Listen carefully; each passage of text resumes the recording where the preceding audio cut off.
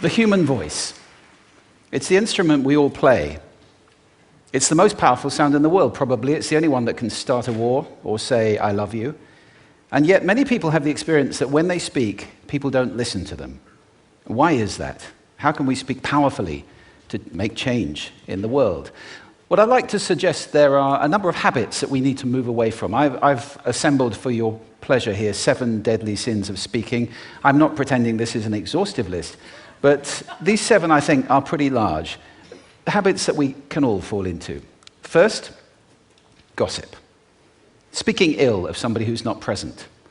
Not a nice habit, and we know perfectly well the person gossiping 5 minutes later will be gossiping about us. Second, judging. We know people who are like this in conversation, and it's very hard to listen to somebody if you know that you're being judged and found wanting at the same time. Third, negativity. You can fall into this. My mother, in the last years of her life, became very, very negative, and it's hard to listen. I remember one day I said to her, it's October the 1st today, and she said, I know, isn't it dreadful? It's hard to listen when somebody's that negative. And another form of negativity, complaining. Well, this is the national art of the UK. It's our national sport. We complain about the weather, about sport, about politics, about everything. But actually, complaining is viral misery. It's not spreading sunshine and lightness in the world.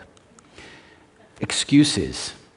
We've all met this guy. Maybe we've all been this guy. Some people have a blame thrower.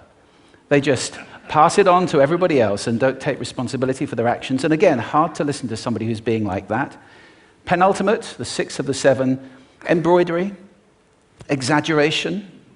It demeans our language, actually, sometimes. For example, if I see something that really is awesome, what do I call it?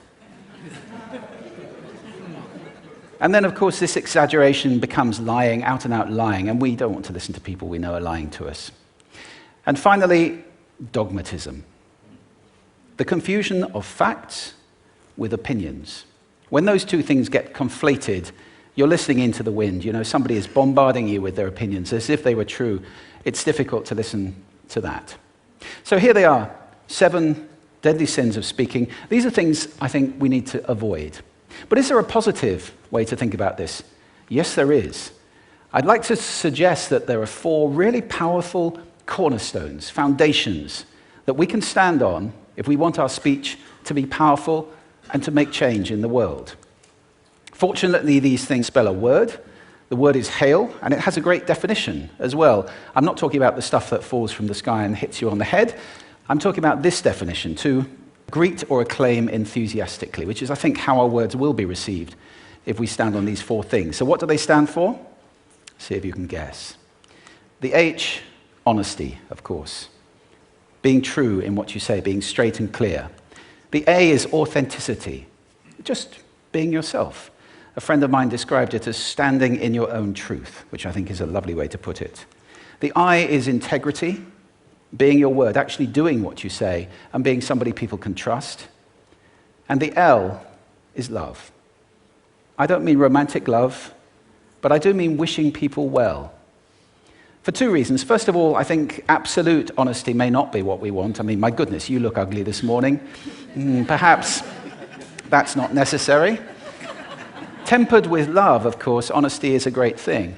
But also, if you're really wishing somebody well, it's very hard to judge them at the same time. I'm not even sure you can do those 2 things simultaneously. So hail. Also, now that's what you say, and it's like the old song, it is what you say, it's also the way that you say it. You have an amazing toolbox. This instrument is incredible, and yet this is a toolbox that very few people have ever opened. I'd like to have a little rummage in there with you now, and just pull a few tools out that you might like to take away and play with, which will increase the power of your speaking. Register, for example.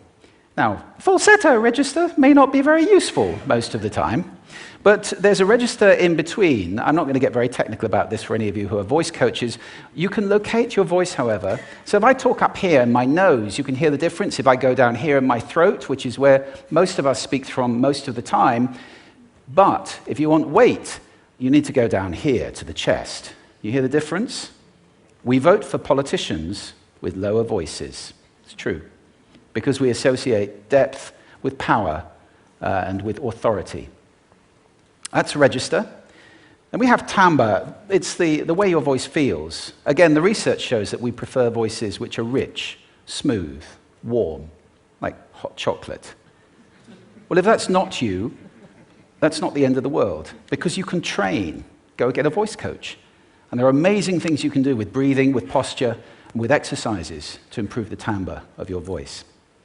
Then prosody. I love prosody. This is the sing-song, the meta-language that we use in order to impart meaning. It's route one for meaning in conversation. People who speak all on one note are really quite hard to listen to if they don't have any prosody at all. That's where the word monotonic comes from, or monotonous, monotone. Also, we have repetitive prosody now coming in, where every sentence ends as if it were a question. When it's actually not a question, it's a statement. And if you repeat that one over and over, it's actually restricting your ability to communicate through prosody, which I think is a shame. So let's try and break that habit. Pace. I can get very, very excited by saying something really, really quickly, or I can slow right down to emphasize. And at the end of that, of course, is our old friend, silence. There's nothing wrong with a bit of silence in a talk, is there? We don't have to fill it with ums and ahs. It can be very powerful. Of course, pitch often goes along with pace to indicate arousal, but you can do it just with pitch.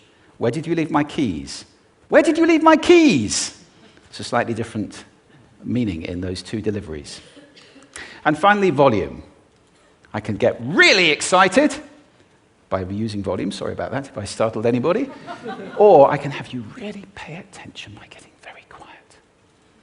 Some people broadcast the whole time. Try not to do that. That's called sodcasting. Imposing your sound on people around you carelessly and inconsiderately. Not nice.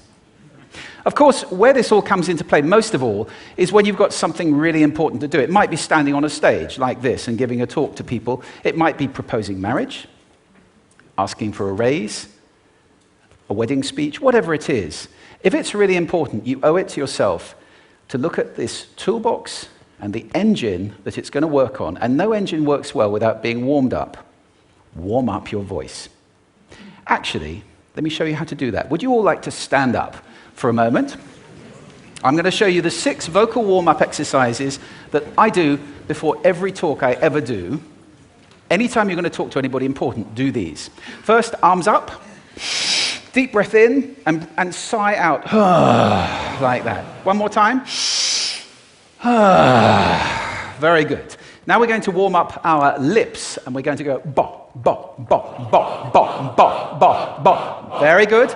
And now, just like when you were a kid.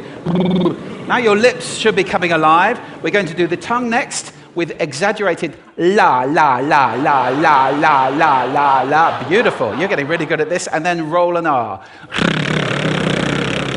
That's like champagne for the tongue.